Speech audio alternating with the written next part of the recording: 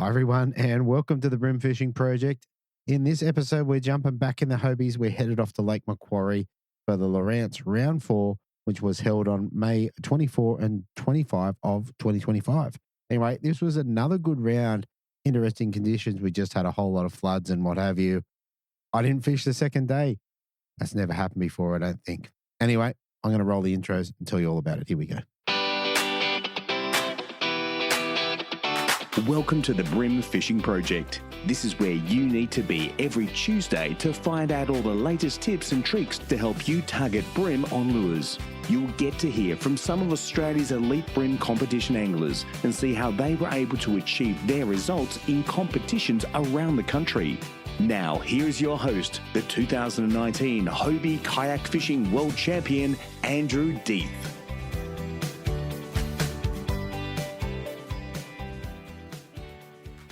All right. So this is another good round and one that I got to go to, well, for most of it anyway.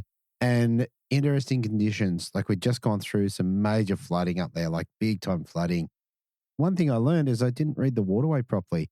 I thought due to the flooding, the fish will be deep. That's where they'll be.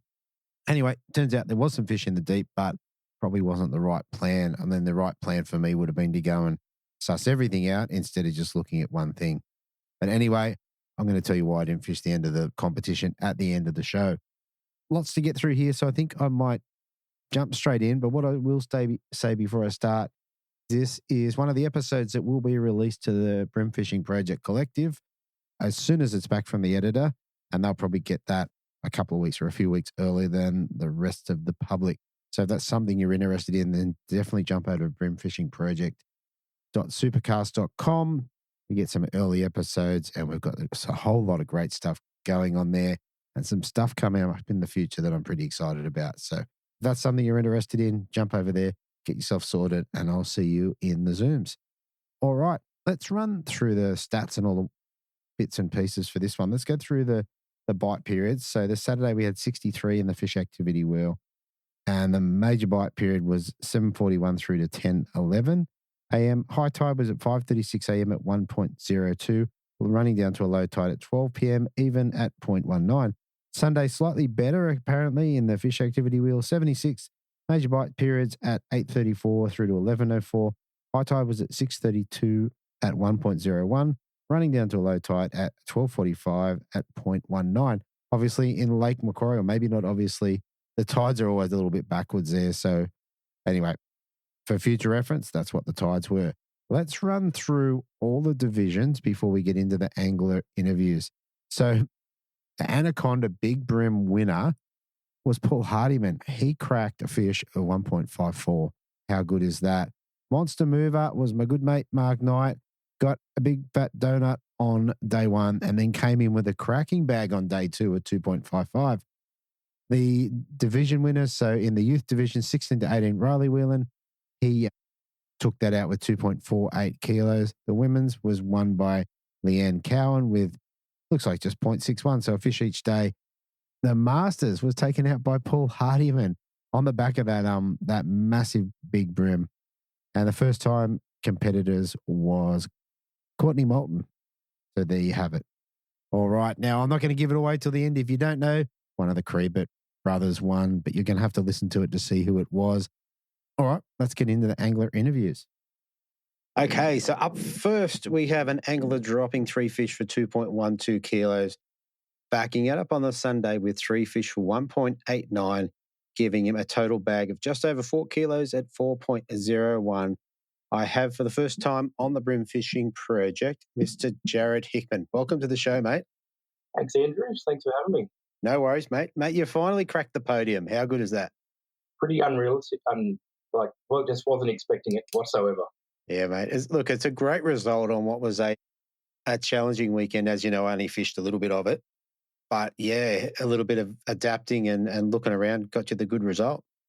It was probably good that I hadn't been there before because I had no expectations and I didn't really know where to go. So it's probably a good thing for me, I think. Okay. Well, that's interesting because you've done very well. Tell us about pre-fishing, mate. What did you get up to then? Pre-fish was pretty non-existent for us as rained so much on the Thursday night and the we're in the caravan park there, and it flooded pretty heavily. Wow. So by the time our little cabin, which was flooding with sewer every time we flushed the toilet, we got to move.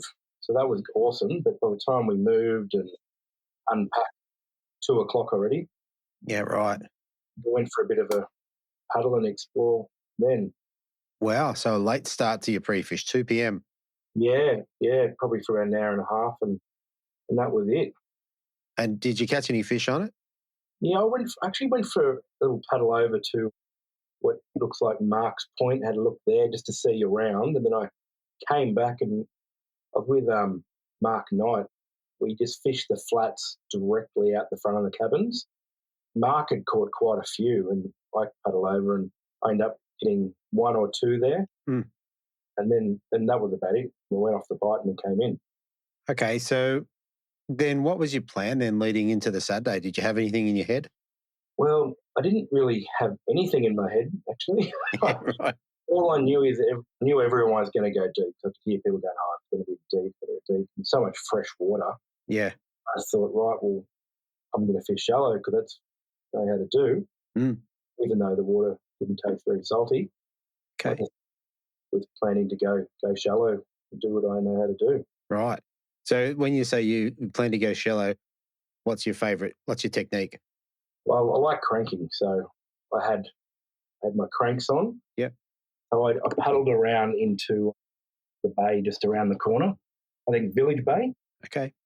And I power pole down in front of a couple of the poles. And just, I actually caught my first fish relatively quick on a set of poles. I think they're actually markers for the boat to come out of that bay. Okay. And then I didn't get another bite for a while, so I headed over to the seawall on the far side where there's like boat ramps on the back of people's properties. Okay. And I ended up getting another good one there. I was like, oh, they're definitely in the shallow. And then I didn't catch anything else all the way up to sort of the marina. So paddled around the marina, and there was another awesome rock wall that ended in like a sea wall up on the end of Mark's Point. And I got to the end there, and it was like really rough, like a washing machine in there. But yeah, I got like 4 fish in a row. They were getting bigger and bigger and bigger. Right. Okay. So, and the Saturday, it was reasonably windy. Like it was probably 15 knots. It was pretty windy. Yeah. It was really rough in there. I was fishing only like within 10 metres of the seawall. Yeah. Literally backing up onto the rocks and just rolling the crank down the wall. Yeah. And what sort of water depth? Probably it was about 1.2 metres, I think. Okay. That's where I was power poling in the rough. Yeah. I had so much water in my kayak. Yeah, I was sort of throwing it over the boat ramp and rolling it back over the rails. Wow. Wow. So at this point, you must have about 6 legals or something. By then, I ended up with 7 legals and 2 upgrades. Yeah, nice. That was by about 11:30. Yep. Or 11. Yep. And I was like, oh, wow, I've got a pretty good bag here. And then they sort of stopped biting there, so I just sort of went for a bit of a wander. Right. And all of those, I think you said to me earlier, they're on maybe a Pro Lure? Pro Lure F36 in Matt Blake. That's pretty much all I've been using lately. Yeah, wow. Pretty standard, like Lake Macquarie colour too. Yeah, no, it's a good lure. It doesn't damage. Oh, very good. Very good. All right. So you had a couple of upgrades and basically just fishing the rough, turbulent water. Yeah, pretty much. Yeah, my background sort of did a lot of rock fishing when I was younger. Yeah. Fished for Bream in the washers, so I thought, it looks just like the washers. Yeah, yeah. They're feeding, off all the feathers floating around. Okay. And I take it there was no one else around you at that point? I did not see another person, I reckon, nearly all day. Yeah, okay. Yeah, and so once I left there, I kind of went back to the flats just out the front of the start line for about an hour and a half just to fill in some time. Didn't get any bites over there, but just kept making sure my fish were alive. Yeah. So you can continue to crank out the front of the start line? Yeah, I kept cranking. I think I might have got a couple of taps, but I didn't get, on that side, I didn't get any bites on Saturday. Yeah, okay. I was going to say my 3 and only fish came just out the front of the start line. in about 4 meters of water. They were like you could see them on the sounder. So quite different to what you experienced. I was fishing between 1 and 1.5 flat. It might have been in a certain window. I don't know. There was nothing there when I was there. Yeah, I think your location with the turbulent water busting up against the rocks probably made the difference there. I think so. Yeah. What sort of lines and leaders were you using for that sort of setup? I use pretty much the same braid on all my rods. I got Gosen casting braid. Yep. 4.6. I think it's 14 pound. I love that one. Yeah, I've got plenty of it. A bit of confidence in the strength, and it's really light. Yeah. And I had 5 pound height on everything for leader. Okay, so still pretty light. Harris fighter, whatever it's called. Yep, the Harris fighter. Yep. Yeah, very cool. All right, mate. So what'd you end up with? You end up with 2.12. Where'd that have you overnight? Was he in third? In third. Well, there you go. Yeah. What was your plan for Sunday? What were you thinking? Well, I wanted to go back to the same spot, but I kind of hoping I was going to be alone. So, yeah, I thought I'll wait back a bit and then I'll head over there. That's sort of my plan, to kind of do the same thing. Mm-hmm. And okay, well, tell us how it went. I did the same thing. I paddled into Village Bay, threw at some poles, didn't get anything. Ouch. And then I went straight over to the seawall across the road, across the water, got nothing. I was like, it's not looking good. So I had to paddle back around to Parks Point. And then I propped up in where I got all my fish, and Hobie come over and parked right next to me, and I was like, pressure up here. Yep. So Brad was ready. I was ready, but the fish didn't play. There was nothing. I didn't get any bites there. Right. So it's the curse of the media boat. Yeah, pretty much. That's the first time I've actually had the media boat next to me. Yep. I understand what that is. Yeah, wow. And then how'd you go on from there? Well, I stayed there assisted for at least an hour and a half right along that wall with a few of my friends that turned up, and no one was sort of catching anything. So I sort of power poled down and opened up a box of barbecue shapes. As you do. And had a think. Yep. Calm myself, and I thought, I'll paddle back to the flats near the start line. So paddled around, and then there's some weed flats out the front of Village Bay. And I've seen a couple of people sort of camped out, arched around the weed flats. I thought, I'll go and try over there, and went about 100 metres away from one of them and power poled down. And then I think first or second cast, I hooked up. I hadn't had any fish till then. Yep. I thought, geez, I hope I can get some more. And then I reckon about for the next hour and a half, I must have caught about 7 or 8 fish. Wow. But they were pretty finicky. Yeah. Just rolling the crank over the weed. Okay. So they definitely moved in tight there.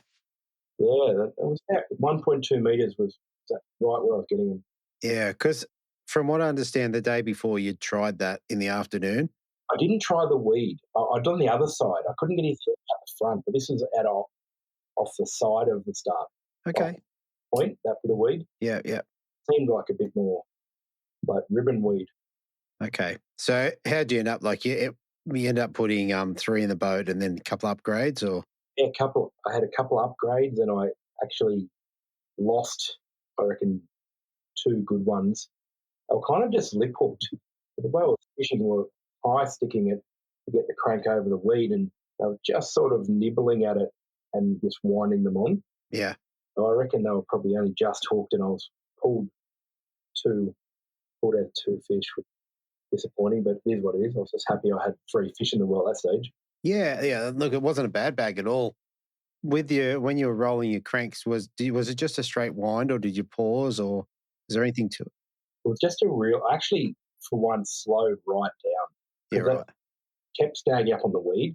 So I high sticked at about 45, and I was just really, which is slow for me because normally I crank quite fast.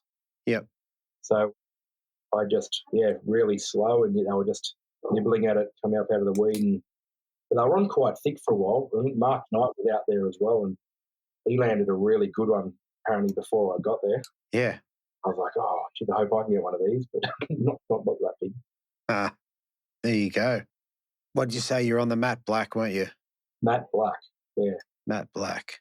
Sort of all I've been using for the last couple of comps. It's one of my mates put me onto it, and I was like, oh, yeah, I know about black. And then I started catching fish on them. Yeah, it's hard to believe. And matte black looking in a dirty water, I think is a good thing. Yeah. It's my confidence lure now. Yeah, very good, very good. All right. Is there anything else we should talk about with the fishing, or is that just about sum it up? That's pretty much it. Yeah, I was just, like I said, I was just super stoked to get a bag each day. I'm very chuffed with that. Very good. The last thing before we move off the fishing is we went through lines and leaders. What sort of rod are you liking at the moment for that sort of stuff? Well, anyone that knows me knows I've got all Daiwa rods and reels. They're all matching. Yeah, nice. The OCD. And I was using a Daiwa Infeed SK 722. Yeah, nice. I always get the letters mixed up. The one's good for cranking. I've got two of them. So either LFS or LRS. I don't know. So LRS, that's the one. LRS. There you go. I carry two. I can't tie the FG on the water. So. You can't tie the FG on the water. What's going on? With my little tool, I can. Oh, okay. Fair enough. All right, mate. Third place in the Hobies at Lake Mac. What'd you get to take home? I got a very respectable $612. Winning. And what else? I did see a photo at fishing.com.au.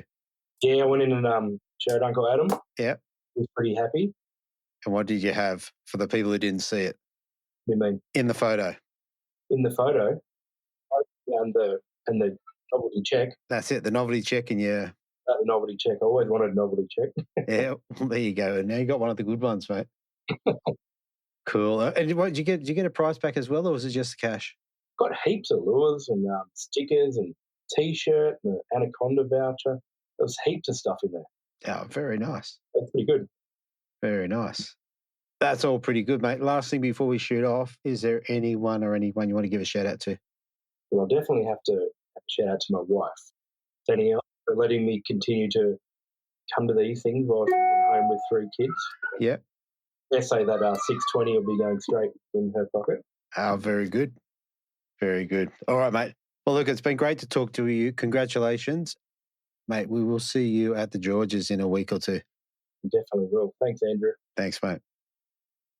Coming in a second place, we have an angler out of Western Australia dropping 3 fish for 2.28 kilos, backing it up on the Sunday with 3 fish for 1.181, giving him a total of 6 for 4.09 kilos. And second place, I have Joseph Gardner. Welcome back to the show, mate.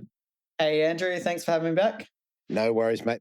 The Lucky Life Jacket, mate, it's still performing. It's still going okay. Yeah, it's going okay, although I've left it at Francis's house, so hopefully he doesn't touch it and take away all that luck. I was going to say, it's going to get kiwi germs on it. I know.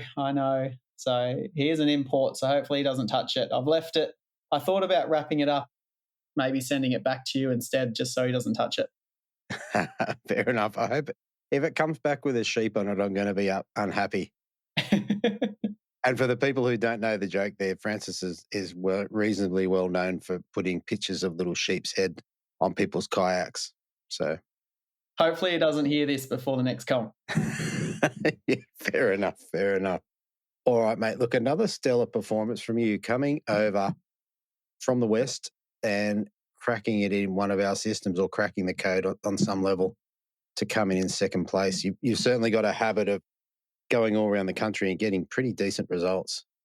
Yeah, I've been lucky enough to get some travel time last year and this year, fortunately. So Lake Macquarie's got to be one of my favourite places to fish, I reckon. Yeah. I think we spoke at some point and you said you'd fished up there a little bit. It's obviously not your first time on the system. Have you been there much? I've been there all the way back in 2015. Sort of my second year ever fishing comps was the 2015 AC. Yeah. And then the 2017 comp, which was the ABT final. And then last year I got back there and fished the ABT final again just at the end of the year. Okay, so not heaps, but a little bit. Yeah, enough to sort of try a few different spots all through the lake. It's such a big waterway, so. 100%. But there's obviously a pattern with you coming into systems and locating big fish, because that's how you get on podiums. Is there anything you look for? Bit of luck is usually key, but I find in the kayaks is you can get a good distance away from people where you don't have too many people around you, and I prefer that. Yeah. That being said, that big fish of Paul's was caught not that far from the launch, and that was massive. That was a very good fish, mate. Anyone in the comp would have liked to have seen that hit their net. Yeah, that was really big. So fair enough. All right, let's roll around. So you came into town on Thursday night in amongst all the rain and what have you. Tell us how your pre-fish went. Yeah, so fortunately enough, flew over on Thursday. Francis was kind enough to pick me up and put me up at his place for the night. Then we drove up on the Friday, gentleman's hour, probably got in the water. I can't remember. It was probably like 8:39. On the way in, we actually wanted to fish up north around Warners Bay, so that's where we launched. On the way in up there, crossing one of the rivers, there was a bit of water coming out of one of the creeks and mullet swimming across the road, which, yeah, was pretty interesting to come into. The height of the water level and mullet swimming across the road. I've never seen that. I knew it was going to be pretty dirty, and it was. Yeah, right. Wow, that is a special sight. Yeah, so we launched on that Friday up in Warners Bay and sort of cut across the other side. I think it's towards Bolton Point, and sort of fished our way back towards Cockle Bay. Didn't catch a fish at all. So, yeah, didn't really give us any hope at all. Fished that for a couple of hours and relaunched then all the way back towards town, towards Swansea, out the Swansea Flats. Oh, yeah. Relaunched there about lunchtime and fished for another few hours, and I caught one bream. Wow. Well, that's interesting. So where do you go from there? Like, how do you plan your competition fishing and then end up in second place? Well, the backup was always going to be to go down the front and fight the current, but Chris put a stern stop to that, which was probably for the best. It was pretty sketchy down there with that fresh water flowing out. So other than that, my only other game plan was to sort of replicate what I did in the ABT final last year, trying to find big fish, and just do that exact same thing, but maybe a little bit deeper, so off the edge from where I fished, because that salt wedge line was about a metre deep on that pre-fish day. Mm-hmm. So I thought they're not going to be right up on the edges like they were late last year. They're going to be probably out a little bit deeper off the rocky points. Yeah, right. And talk to us about the salt wedge line, because I know that obviously might sound as not quite optimized for that because I didn't have it. So tell me about that. Yeah, on the Friday it was sitting about, and this is probably the key for what I fished across the 3 days, is trying to chase that clean water line, I guess, where that denser salt water is pushing in and that fresh is pushing over the top. So pre-fish, it was only a metre, and I think it's because I had that much rain in a short amount of time. It just hadn't settled yet. And then come day one, it actually had dropped all the way back down to 2 metres. So it was way deeper. And I found that the fish were definitely on that deeper line. Right. Okay. So actually, we'll come back to that in day 3. Let's roll into day 1 and tell us about where you went off to and sort of how you went about catching some fish. Yeah, so headed straight over to Wunji. So wanted to fish the north side. I know that they'd had some wind the last sort of few days, or the last week prior had sort of been pushing along that edge. So I started probably a K or 2 sort of on the eastern side of Wunji, on the northeast side of it. And I just wanted to fish my way right round that whole headland. So all the way down then the sort of western side, and then down the southern side, and then back up the southern side. So pretty much that whole Wunji point, I fished that whole area. Wow. And like with the wind on Saturday, you would have got a little bit smashed getting across there, I'd imagine. Yeah, it was pretty wet. The Hobie waterproof bag isn't as waterproof as I'd like, but it definitely a bit of crosswind there, and that fresh water pumping out as well, coming over the sort of channel area, was pretty wild. Yeah. I was going to say it's more like the Hobie waterproof bucket, but yeah. Yeah. So, all right. So when you said you fished all around the headland, tell us how you actually did that. Yeah, so started with a 1/12 on a wave minnow. It was probably a little bit too too light at the start, and it wasn't until later in the day that I sort of upped that to a 1/8 and started getting a lot more fish. So it was a real slow start. I got 127 tip just next to David Shanahan, and that was probably, an hour and a half into the day. Took about 50 minutes to get out there, and then probably another 50 minutes after that. So an hour and a half, 2 hours in, I only had the one fish. Yeah, wow. And then it probably around 10:30, 11, I changed over to 1/8 and just went a touch deeper again. So I was fishing anywhere from, say, 2 to 3 meters, and I just went a little bit deeper to about 2.5 to 3.5 meters off the edge. So, and that's where they were. So they weren't up shallow. They were all off that edge. Okay. And with the wave minnow, what do you like about it? And what's your thoughts on hooks in terms of, are you going a small hook so they can get it in, or you've gone slightly larger to a 1 or what have you? So on the wave minnows, and then the Daiwa grubs as well, which the big fish, my 35 fork on that day one actually came on a grub, not the wave minnow, but still the bait junkie. I always throw them on a size 1 hook, which is a bait junkie hook as well, but always the 2X. I've always gone the extra heavy hooks just for, longevity, I guess, of the hook and knowing I can put a little bit more hurt into the fish. Yeah, okay. What I have noticed is those hooks are super sharp, and even though I looked at the heavier gauge on that and wondered whether it would go in, they do seem to penetrate. They do. Even on the small fish. And with the grubs and the wave minnows, they tend to hit them pretty hard, so you don't miss a lot of fish. And I'd found the bite wasn't actually that tentative. Like the ones that I hooked were all, like, they all hit it really hard, so you weren't missing that many fish. I probably only missed a handful of fish both days, and they were probably whiting or something silly like that. Sure. And once you got into those fish, did you get many or did you just get a few?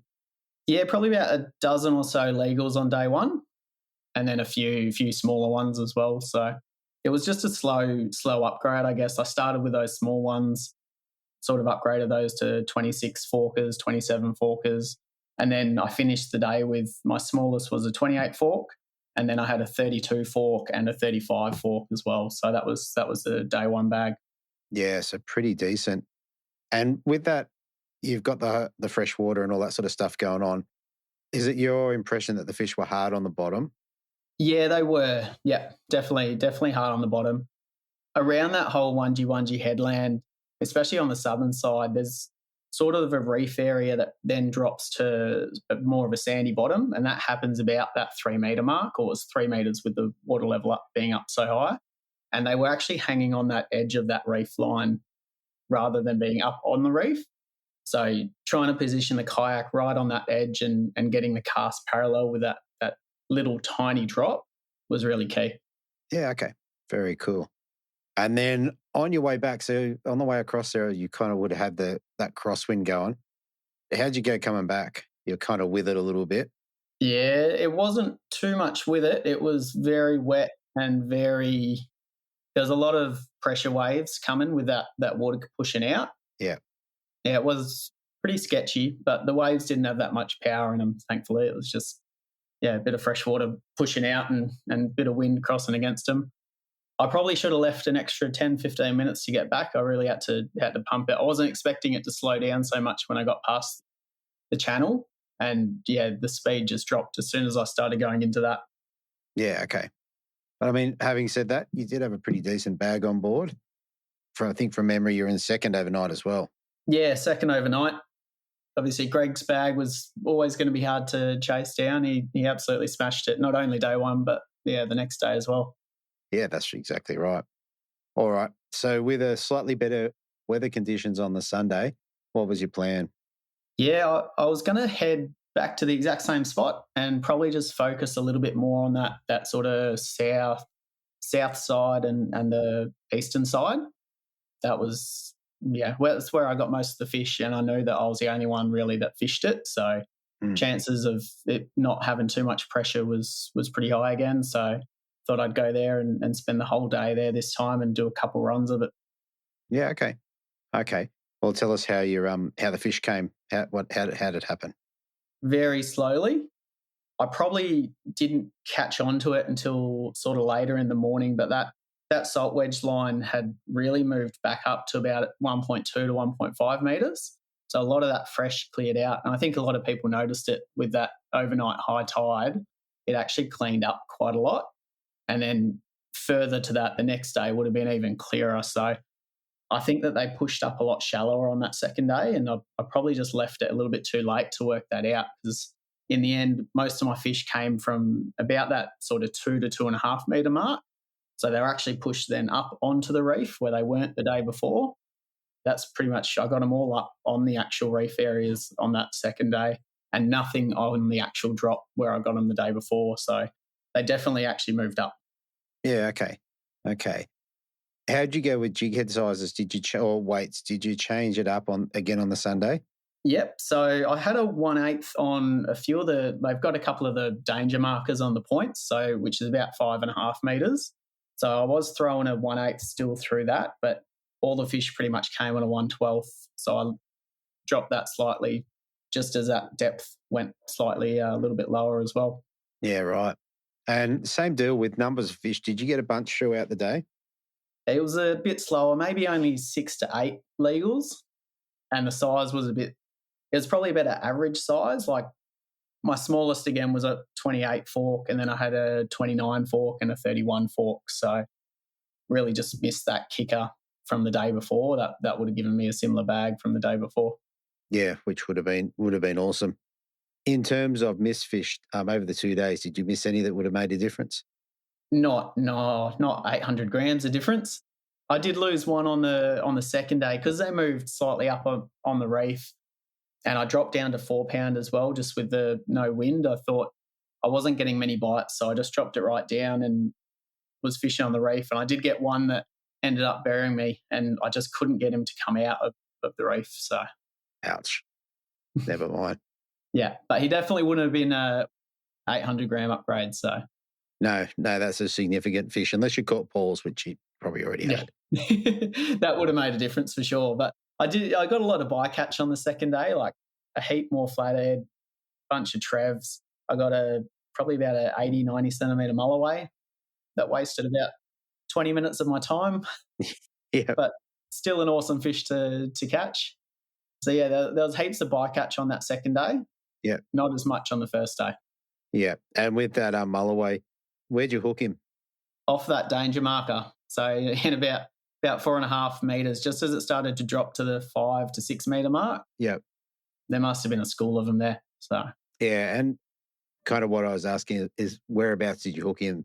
Do you get it to land that fish? It had to be a reasonable hookup. Yeah, it was perfectly pinned in the corner of the jaw, and it ran me round that danger marker about 3 times. I had to keep chasing it. Wow. Yeah. So pretty lucky actually to get that one in. I got a couple good photos of it. It's pretty healthy looking fish. So yeah, very nice. Very nice. All right. Is there anything else with regard to the fishing that we should discuss? Probably not too much. I think that salt wedge was really key. I don't think the lake has seen that amount of fresh water, which Francis was telling me on the way up. Like the catchments, Store Creek, and then is it Cockle Creek or whatever the one up the top is, they're quite small catchments. Like a lot of the water doesn't actually flow into the lake.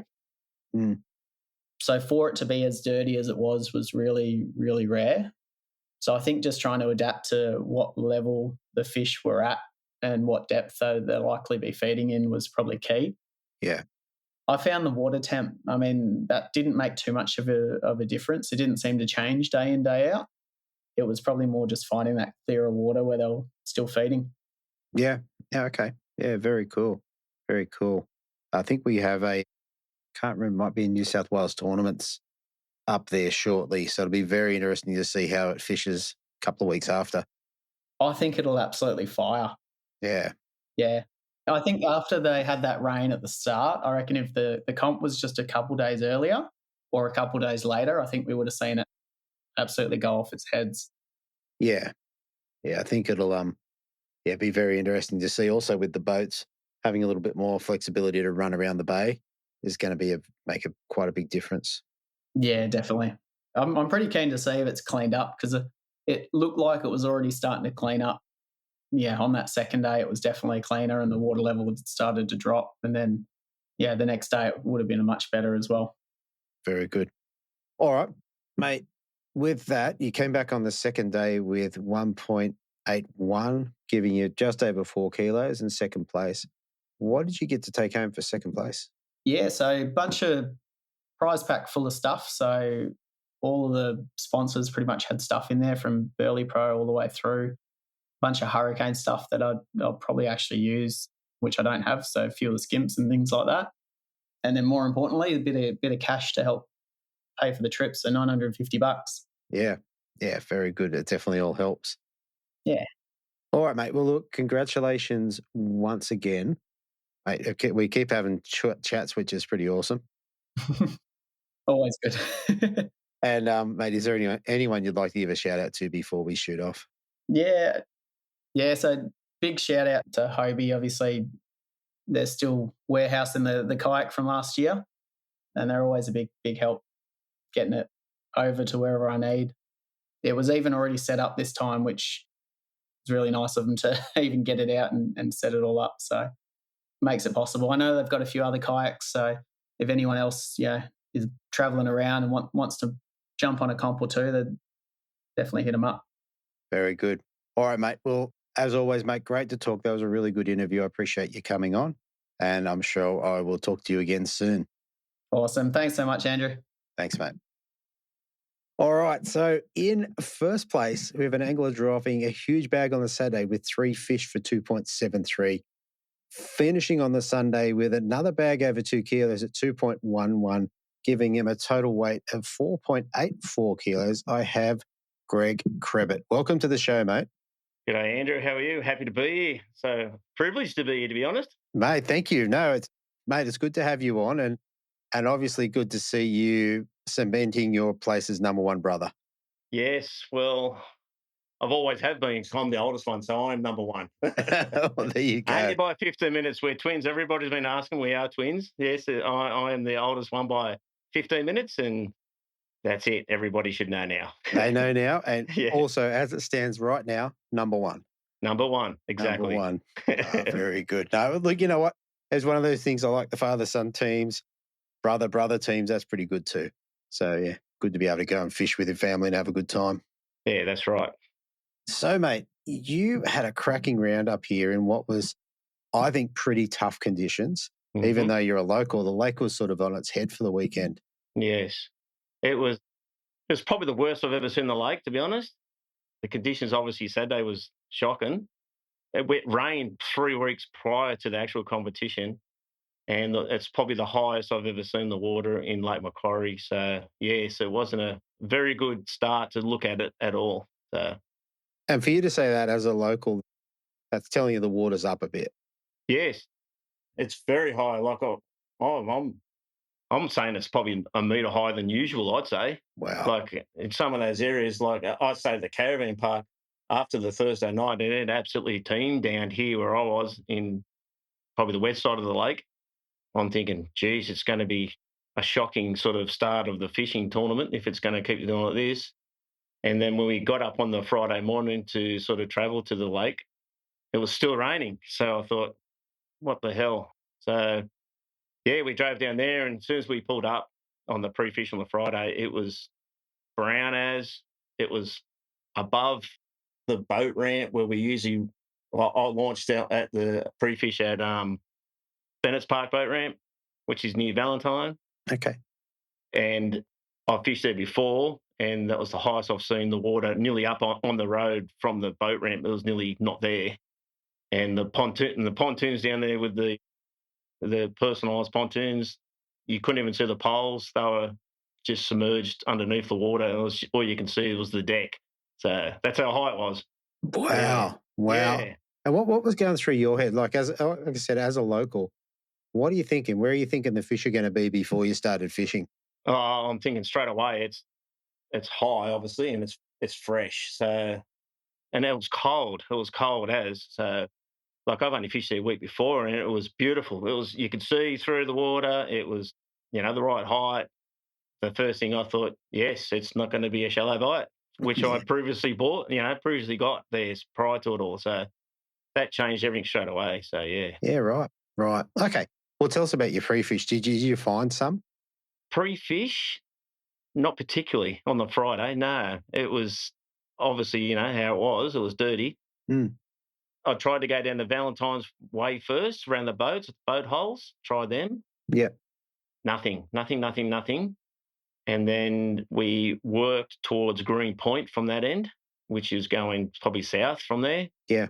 And I always work the edges and always have there from the last few weeks and got fish there pretty easily, I suppose, but nothing. I was throwing clone prawns. I was getting them in there like weeks before, no problems at all. You know, not massive bags, but I thought it was going to be a pretty good comp prior to all this rain. Yeah. Yeah, so I continued on as far as nearly to the end of the point, which is probably K, I suppose, and didn't get a fish at all. So right, that's where I had to go deep, I'd say. You know, like I'm not a deep fisherman at all. Yep. Like when I'm talking deep, he's probably 3.5 to 4 meters. To me, he's massive deep. Yep. You talk to some people on your show and people after what I fished over the weekend, they're talking that ain't deep. It's 6, 7, 8, 10 meters is deep, and I'm thinking there's no way I'm doing that. So I started fishing at that 3.5 to 4 meter depth because I honestly think there was that much fresh in that section that they weren't even there. Yeah. And probably, I don't know, probably 20 to 30 meters off the edge, it dropped off to, you know, 1.5, which was the edge, and then it dropped down to, say, 3.5 to 4 meters. And I just concentrated that edge the whole way. Yeah. And straight away, I got 3 straight up. Yeah, okay. Yeah, so, and I didn't fish anymore after that. Yeah. I just knew that I could see him. I could see him on the sounder, and I could see straight away when I caught him that that's going to be there. We're going to fish. So I didn't worry too much about all that. Yeah. So that's the Friday, and also yes, the wind forecast for the Saturday was different to what we got. Yes. Like we thought it looked like it'll be a little bit of breeze, but it'll be pretty comfortable. Yes. Well, I knew it was going to be a northwest wind straight up, but it wasn't supposed to be as strong as it was because I like fishing the edge where the wind's blowing onto the edge. Yeah. But it wasn't, the edge bite wasn't going to be there anyway, and the wind got up incredibly. So yeah, the edge had nothing to do with it at the end of the day.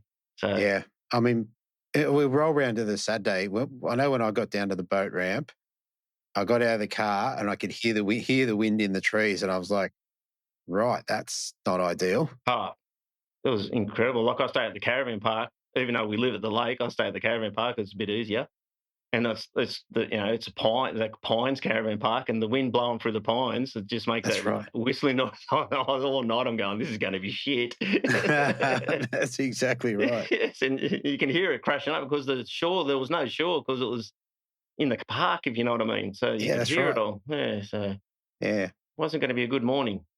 All right, well, let's go into the Saturday. Mm-hmm. Tell us about you heading off and how you went about catching your first fish. Well, as we were saying, the wind was blowing straight in our face from northwest from the caravan boat ramp, and I'm just thinking, how the hell are we going to do this? Where I'm going, I wanted to go up to the section up the Green Point there, which is a 3K paddle. So what do? You just tuck in and paddle across there and like absolutely smashing into it, like waves breaking over the PA14. It was just smashing over into your deck, and I'm going, we're going to get nothing. You know, it's just a lot of negatives, I know, but that's the way I felt as I was paddling across. So we ended up getting across there, which is like saying 3Ks. It took an hour. Yeah. Just banging into it. And as soon as you went around the corner, the cliff was facing the wind itself. And I paddled out to where I got the fish on the pre-fish. And I was using what was I using again? I was using the Vibe, the Jackall Chubby Vibe in 40 mil. Okay. I'm like you. I'm a baby Vibe man. I like me hard bodies, but I couldn't imagine myself throwing that into the wind. Yeah. and let it settle down at that depth. I just couldn't get my head around it. So the night before, so we discussed it, and I tied that on, which was it's a 5 gram lure, which it was quite good actually. You could throw it in the wind quite far, and then it was sinking okay. So Yeah. Okay. yeah, so done that straight away and got my first fish. I think my first fish was quite early. It was like at 8 o'clock. So Yeah, right. yeah, so within 3 or 4 casts, like it was no giant. It was a keeper, so it was about 450 grams. Yeah, okay. So not tiny either. No, not tiny, but it was okay for the conditions. I'm thinking if I get 3 today, I'm happy with that, you know. Okay. So then from then on, how did they come? Did you get a bag quickly, or what that Yeah, look like? yeah. I got my second fish almost straight away. I got all 3 fish before 9 o'clock. Wow. Yeah, the conditions were terrible. It's pretty hard to explain. Like you're banging into it trying to get these fish, and it's blowing you back into the cliff, and you're trying to weigh them, and blah blah blah. And then and you put them in the live well, and the live well I couldn't even see the fish in the live well. They were that filthy. It was just black.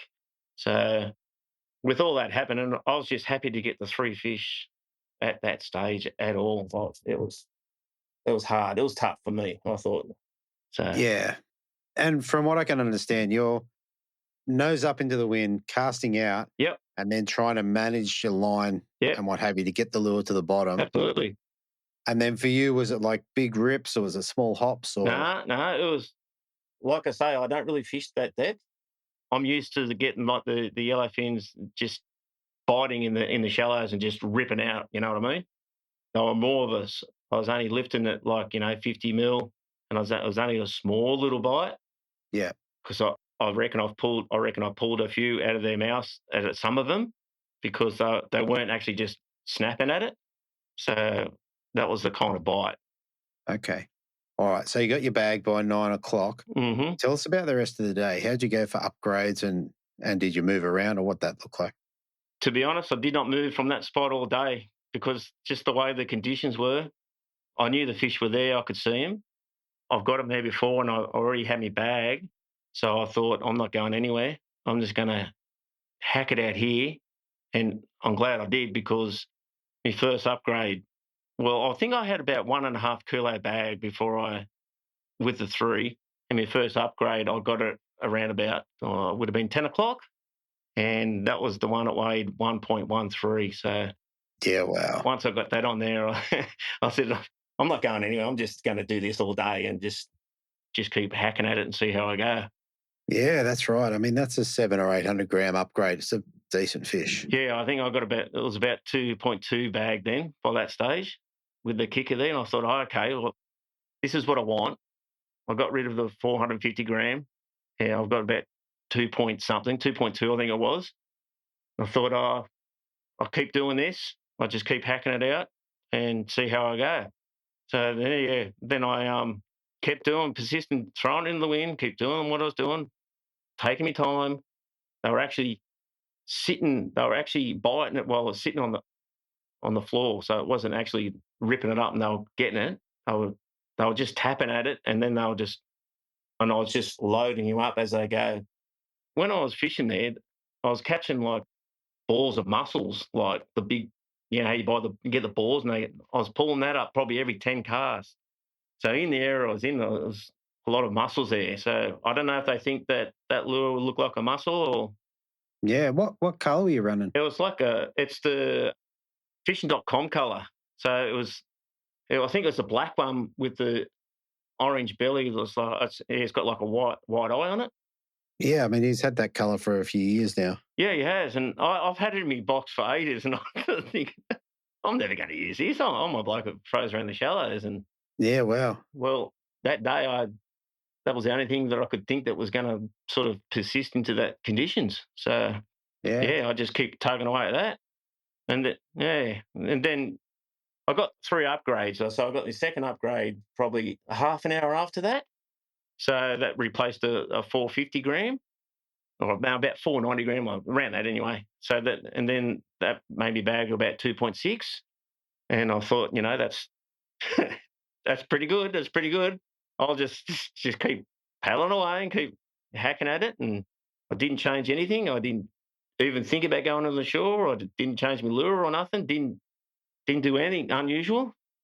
So I just kept doing it. So this is like 6 hours of paddling into this consistent, like it was just torturous and my legs were killing me. So, and I'm just thinking, I'll just keep going. I'll just keep doing what I'm doing. So I just keep flogging it out. Like I only covered 100 metres or not even that, maybe 50 metres of area of where I was fishing over the whole period of the day. And then by about lunchtime, I didn't catch any other fish. It was just these fish. At lunchtime, I got a upgrade, which is my third upgrade, and that would have been my final bag of a 750 gram. And so that replaced me 590. So, and then that was me day completely done. So I was 2.73, I think it was.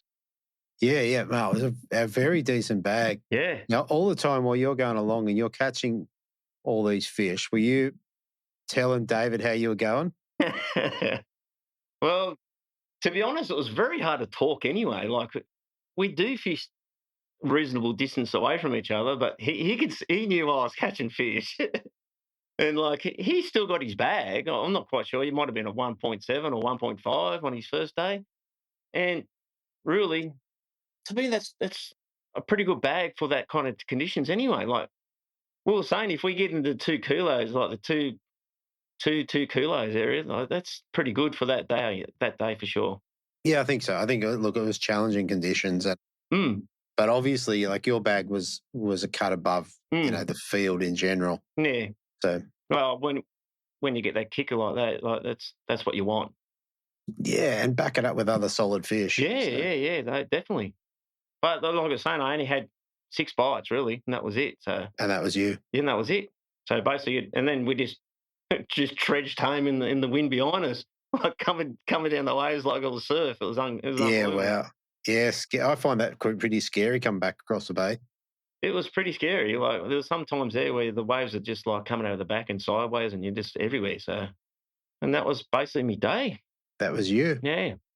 So you come back, you're in first place overnight. Yeah.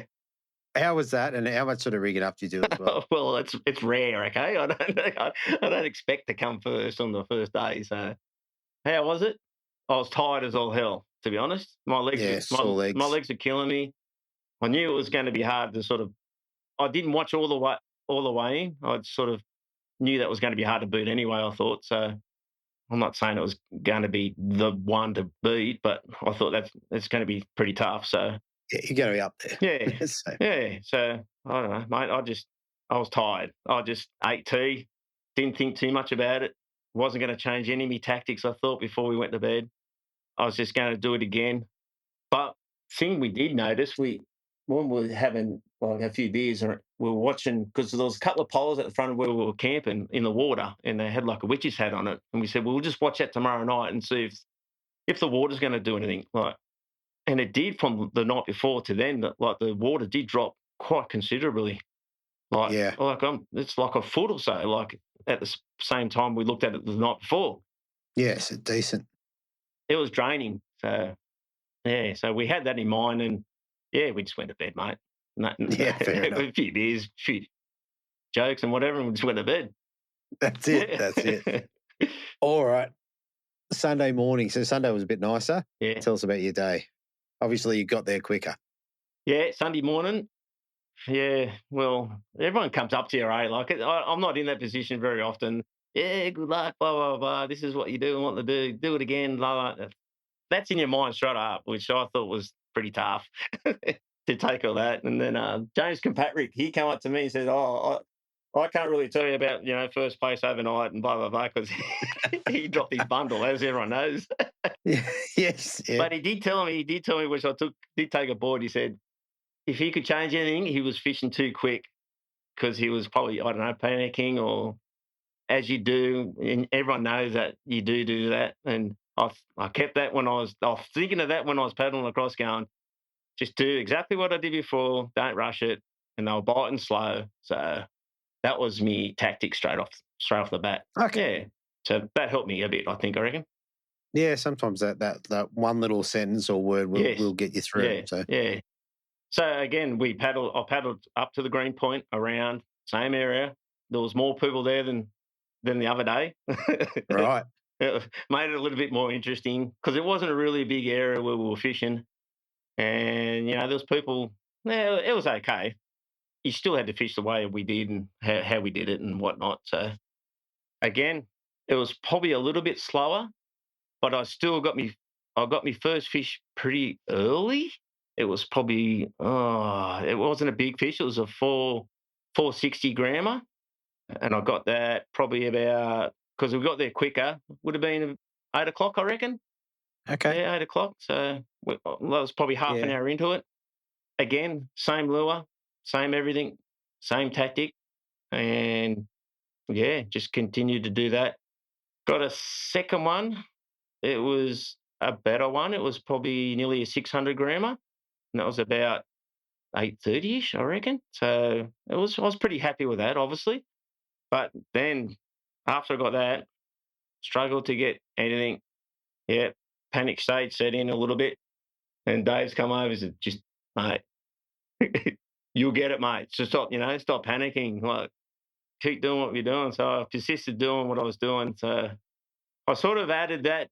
I was thinking other things like, I nearly had a 400 gram lead going into it, adding them together. I'm thinking, it's probably close to it's a kilo and a bit. And I'm thinking, far out. Stop thinking that. Start fishing, sort of thing. So I'd done something different. I was looking inshore and it was very, very lower than it was. I reckon a lot of the fresh water had drained overnight and during the day. And we knew, because we were fishing in that area, that no one was coming on the inside, because I don't know if anyone was doing it or they just let it to us, which was fine. And I decided to go in because I reckon the fish might have gone up into the bank there, 1.5 metre-ish. So it was a risk to take. So I thought, I'm going to do it. So I went in there and threw on a clone prawn, which I always sort of use around that sort of area situation. It was a 1/20th jig head, thrown basically on the shore and then just twicking it back. And within 10 minutes, I had my third fish, which I was happy as. Yeah, absolutely. I was happy as, and it went a 690 grams. So nice fish. Yeah, so I had my bag. Then it was about 1.7. Yeah, I was going to say, yeah, 1.7. 1.7 mark. When I thought that's pretty good so far, I'm thinking I'm happy with that, and I just kept fishing, and I did lose another one. It was just a big thump. It wasn't not a flated thump. It was a brim thump, and just didn't hook up.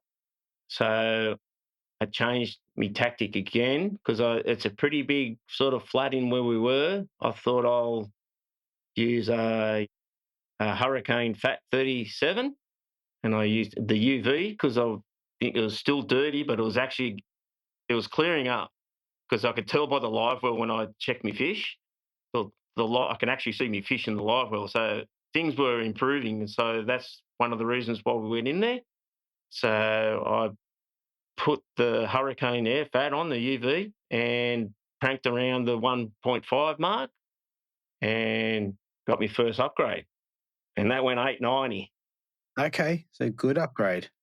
Yes, that's pretty solid. Yeah. And I mean, I was going to say, before you caught that fish, you actually had enough fish to win. You didn't know that, but you did. No, I did not know that at all.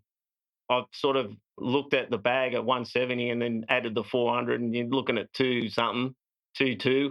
I'm thinking it's pretty good to get a 2.2 on the day, but everyone was bringing in bigger bags as you can see the results, and I thought, nah, it still mightn't be good enough, and the fish were harder to get, and I only got the one upgrade, and that was about 11:30, and yeah, so once I got that, I had a bag of 2.1 or something. Yeah, I think 2.179 maybe. Something like that. 2.11. 2.11, yeah. Yeah. Which I think that was probably a good bag on the first day. So I thought you just don't think of all that. I just fished and we had fun together, and it was good. It was great, and you just had a good day. It was good. Yeah. Okay. Yeah. Okay. Tell me about the clone prawn. Like, How are you fishing that in on the bank? Like, how do you do it? Oh, the clone prawn. I love the clone prawn. It is so deadly on the lake. It's so good on the edges.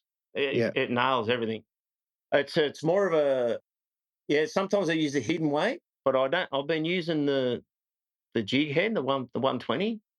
It's more of a cast into the shore, let it hit the bottom, and it's only like a little hop, like a strip kind of thing, and then let it sit for a bit, and then strip, sit on the bottom for a bit, and then most of the times it's always when it's sitting on the bottom, they just take it.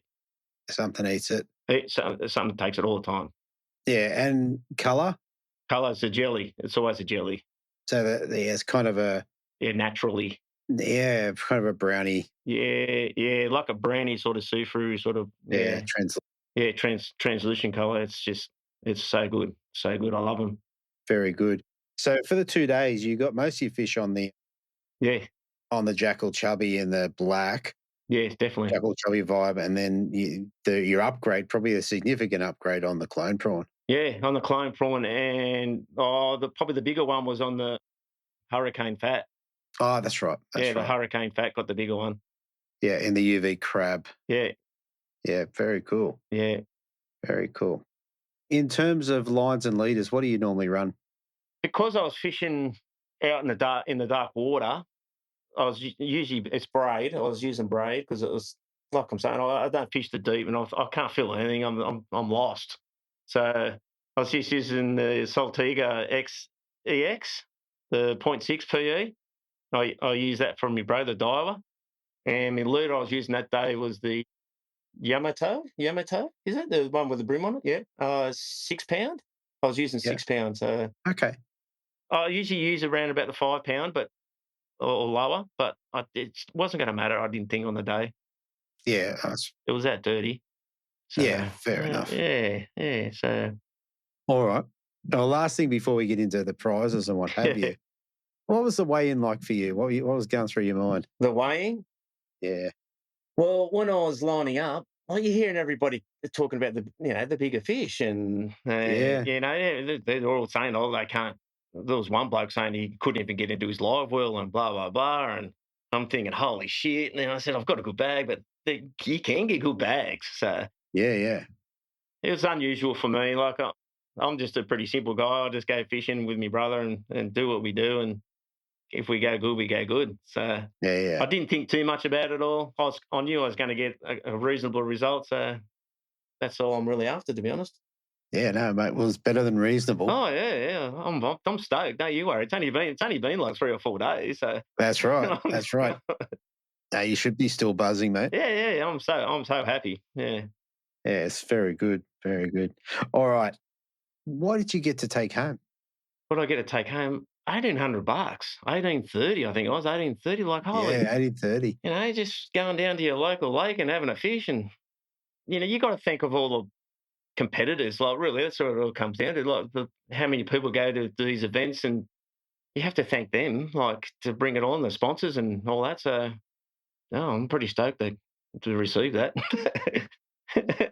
100%. Did I see you got a St. Croix rod as well? Yeah, St. Croix rod. I haven't even really touched it yet because I've come home on the Sunday night and gone straight to work, and it's in the shed. I did have a bit of a look at research at it. It looks bloody brilliant. So really sweet. Another great prize. I can't fault that. That's great. 100%. Yeah. I also got a bag of goodies of all the sponsorships, like Hurricane and Strike Pro and Daiwa and the novelty check, mate. Like, I've got that hanging up in my bar. Yeah, very good. The novelty check, and obviously the trophy. Like, the first place. Like, it's Lake Macquarie. Like, it's the lake I fish every day, and I wanted to go good at this one, but to get number one, like, to get up there, I'm so happy. Yeah, that's awesome. That's awesome. Yeah. All right, mate. Look, last thing before we shoot off, is there anyone that you want to give a shout out or say thank you to? Well, it's got to be Hobie, Chris and the Hobie team, and the way they organise the competitions. And I know it's been a bit rough for you this year with how they're organising it, but they're doing it. So you got to be happy what they're doing and the way they're doing it. You know, all the volunteers and like do all the bump tubs, and without them, we're not doing it as well. Who else? Obviously, my wife, like to do these competitions, to go out fishing, practicing, and keep turning up and going. Like, who else will last? Yeah, just that's probably about it. And you, Andrew, like, you know, like I do listen to your podcasts, and I do listen to a lot of fishing media stuff, and I listen to this every Tuesday. There's a new one comes on, so it's what you're doing is a great job, and I'm happy to even be on the show to even talk to you, so that's fine. No, thank you, mate. That was awesome. It was good. It was great to have you on. Like I said in the beginning, I do like it when father and sons get together, but brothers just as good, mate. Yeah, better luck next time for him, I reckon. I love it. One little cheap shot right at the end. So good. All right, mate. Look, it's been a pleasure to have a chat to you. Yep. Congratulations. Thank you. And hopefully I'll see you at the Georges. Yeah, I'll be there, mate. No problems at all. Very good, mate. Bring your deep water rigs. Yeah, I know. It's going to be strange, but I'll try. Fair enough. All right, mate. Thanks again. Thank you, Andrew. Bye. Bye. All right. So, look, I hope you enjoyed that. Great to see Jared on the podium. Joseph Gardner flying in like a rock star, taking out second place. And, of course, Greg Crebert in first place with a cracking bag on day one, 2.73, backing it up with over 2 kilos, giving him just under 800 grams lead over Joseph Gardner. What a great win to Greg. All right, that's it for this week. I hope you enjoyed that. I'll talk to you next week on the Bream Fishing Project. Thanks for listening. Hopefully you were informed, inspired and entertained. If you were able to learn something or just enjoyed listening, please consider subscribing and rate us on your favourite podcasting platform.